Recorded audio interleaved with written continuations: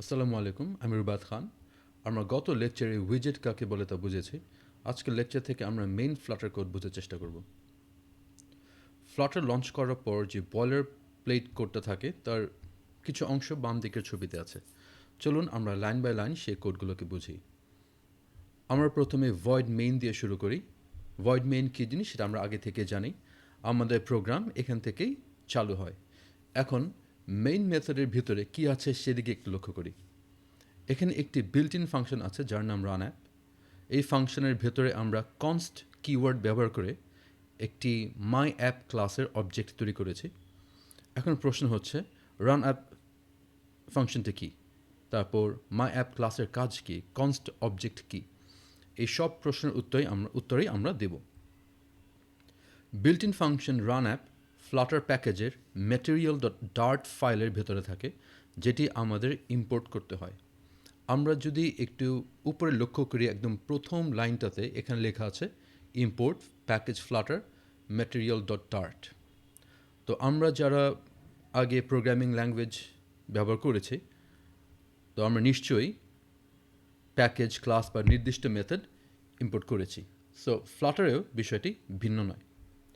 Run app ফাংশনটি ফ্লাটারে বিভিন্ন উইজেট দিয়ে যে অ্যাপটা আমরা তৈরি করেছি সেই অ্যাপটা চালানোর উপযোগী করে তোলে এবং অ্যাপটাকে রান করে। রান অ্যাপ একটি উইজেট টাইপের অবজেক্ট বা উইজেটের কোনো সাব ক্লাসের অবজেক্ট নেয় প্যারামিটার হিসেবে।